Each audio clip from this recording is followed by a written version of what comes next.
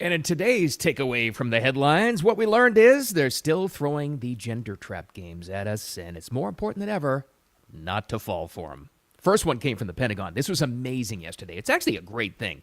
Despite one of the, that everybody agrees on now, one of the most successful strategic military operations in the United States world history. You know what the focus of the conversation was yesterday in the Pentagon? Why did you misgender the pilots? Why did you only congratulate the boys? Honestly, like that really happened. But the defense secretary's response was fantastic. We'll get into that. We'll get through some of the real news before we get to some new social trend fun stuff to make fun of. And here's another gender trap to not fall into. Do you see this new social trend? Seems like it's taking over. Don't worry. People are seeing through it already. But there's a viral video, as my kids like to say. Everything went viral. Of dudes taking the bride's last name at a wedding. This might be the worst idea of all time, but I'll tell you why.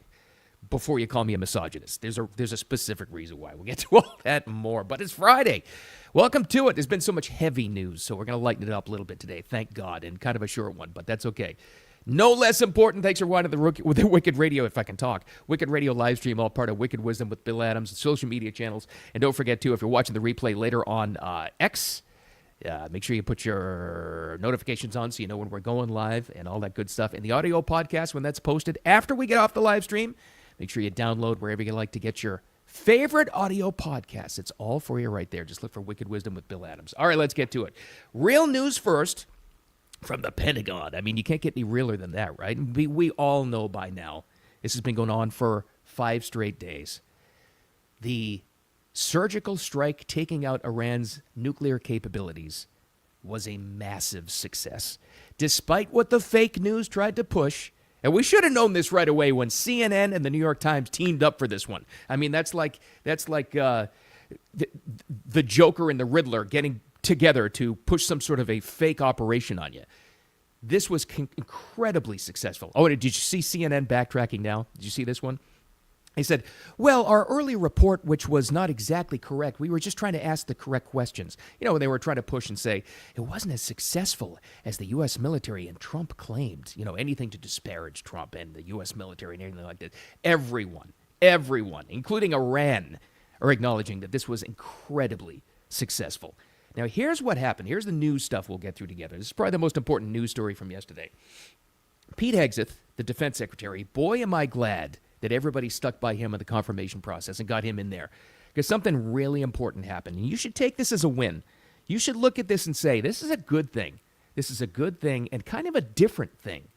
That you've got certain departments, certain elements and arms in the administration that's pushing back against fake news media. Even when the fake news is coming from Fox News. This is why this is especially relevant. Because what's the grand assumption, right? Well, Fox is always in the bag for President Trump. I will tell you something, just as a news gatherer, and I've always been like this. I will tell you honestly, I watch and consume Fox News probably the least out of all the media organizations, online and new media out there, because I know exactly what they're going to do. So when you do that, you realize right away, and you may have figured this out right away. A lot of us became aware of this in the 2020 election.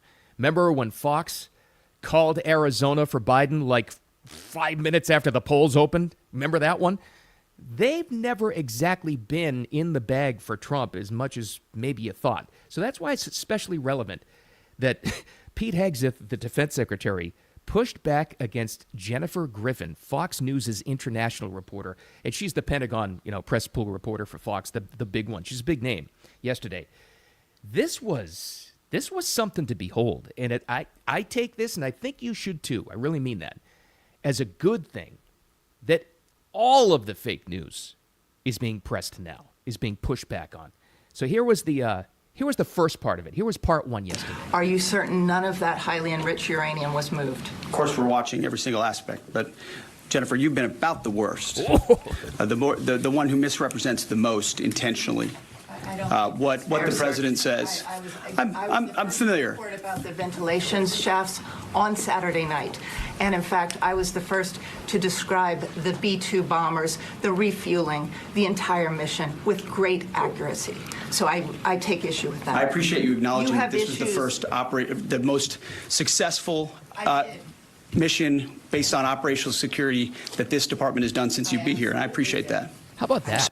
How about that? How about her making her as part of the story? If you saw the video from this, you saw when he had said that to her, you've been about the worst. She looked around at her colleagues and she was horrified, and then she got all wide-eyed, and she made herself the story, which is what you see with so many so-called, and I'm using finger quotes here if you're only listening, so many journalists. They make themselves the story, and that's what she did. And then she got mad, and then her questions got even more pointed from that.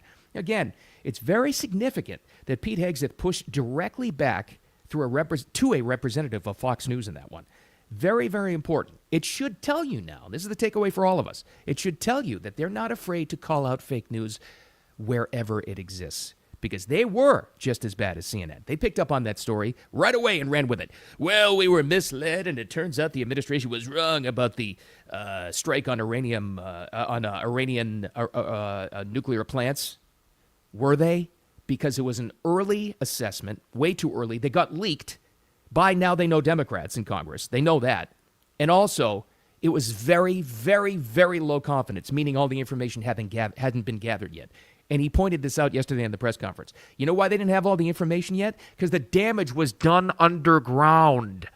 But they still ran with it right away. And they said, well, it only set back Iran's nuke program possibly by weeks. Total inaccurate news. But then it gets fun. All right, so we all know that, right? But then it gets fun. So despite talking about and asking questions about how they were able to do it, the success of it, what this means for the dominoes on the world stage, all the big, heady, important stuff, right? How did the conversation go after this, after she took it personally? Where did it go? The misgendering of the pilots. Like, this really happened. This is one of the biggest gender traps of all time you can't fall into. Now, the great thing is, he didn't.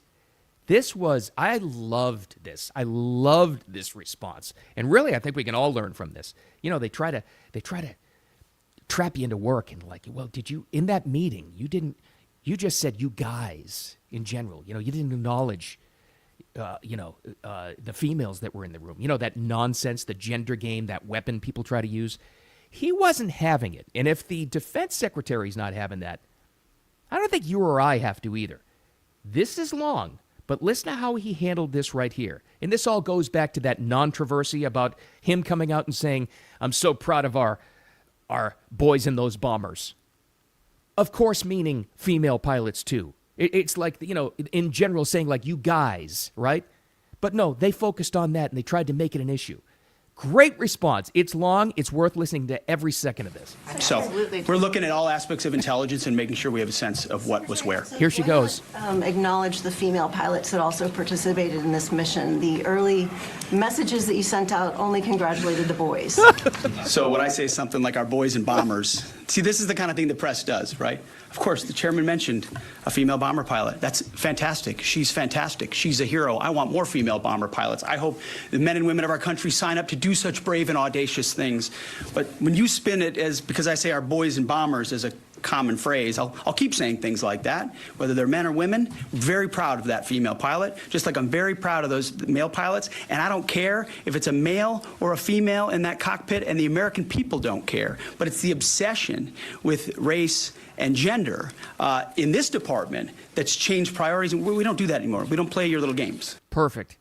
It might be the perfect response. That's why it was so important that he pushed back on Fox News of all people as well, so that people don't say, oh, you just give them a pass all the time. No. They're going to call out fake news wherever it exists, wherever it comes from. And also, let's remember this. Pete Hegseth is a combat veteran. He's got quite a few degrees as well on the academic side. And let's not forget where he came from. He was a media guy on Fox News itself, as it turns out. He knows the game better than anybody. He was the perfect guy, and I'm so glad he did, to call out that nonsense. So it's like the same thing, and he did it perfectly too. Imagine now you work in corporate world, you work at an organization, and somebody accuses this nonsense too. I would appreciate it if you didn't use the term guys when there are female in the room, or boys, or whatever like this. He handled it perfectly. He said, of course, we're proud of the females as well, and it's a common expression I used. And that's your answer. Somebody accuses of that, you say, I used a common expression, a colloquial expression. That's why. He handled that perfectly. And what a shame, huh? What a shame that it kind of devolved into a talk about, you didn't acknowledge the female pilots too. And when we should be talking about one of the most successful missions of all time, and actually, put everybody's mind at ease for world peace, at least for now. A tremendous achievement. But no, it was about, aren't you going to acknowledge the girls too? Don't fall for gender traps.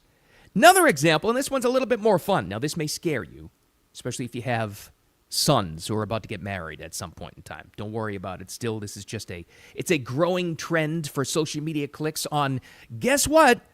TikTok, you're right. Instagram a little too. It's not like it's taken over the world. But I will say this to anybody about to get married. Do not play around with this Russian roulette game they call taking the bride's last name. Here's the story that led us to this one. So, a viral video, viral as my kids call it, has taken place. Don't know where it's from. It's upstate. It looks like maybe the Midwest. It might be upstate New York somewhere. I don't know. Beautiful wedding situation. Here's why it got so many clicks. Tens of thousands. Might be millions at this point. I don't know. Which means other people will try to copy it, and it's the summer wedding season, blah, blah, blah. A couple getting married played a best-of-3 game of rock, paper, scissors. Well, that's fun. That's pretty cool, right there under the arch, or it was a chuppah or something. But read a little bit more into the story, and here's where you might be disturbed like I was. Scissors to see whose last name they would use moving forward.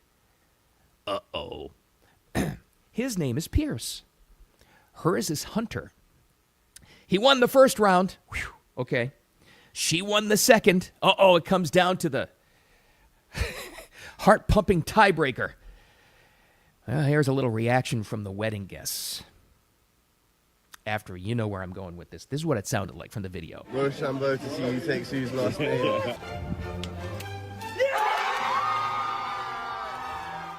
A whole lot of people excited there, including guys, because you guessed it. Wouldn't it be a story if she didn't? She won!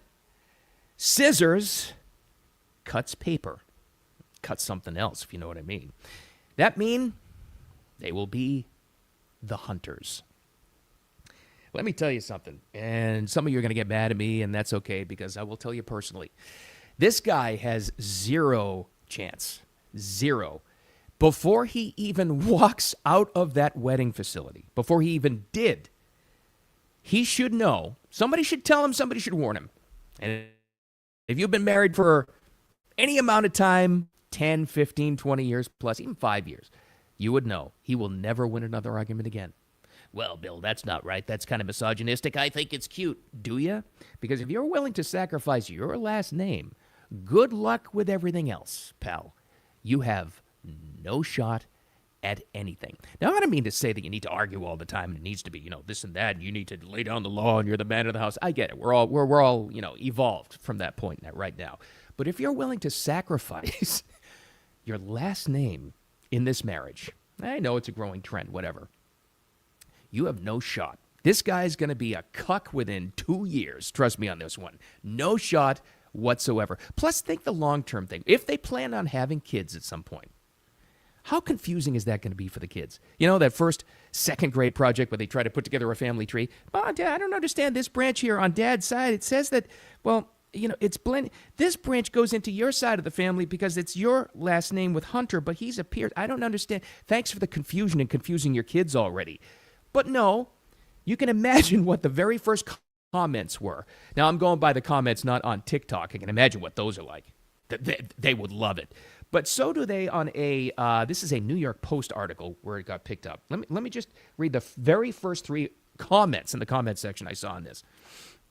This is incredibly cute. Okay. Here's the next one. Love seeing women in male-dominated fields. I don't understand that. What do you mean in male? Are you referring to what male-dominated field? Marriage? Is that what they're talking about? Or they just wanted to get that in there? I don't know. Here's the third one I wrote down, 3 in a row. Taking the bride's last name is so normal in 2025.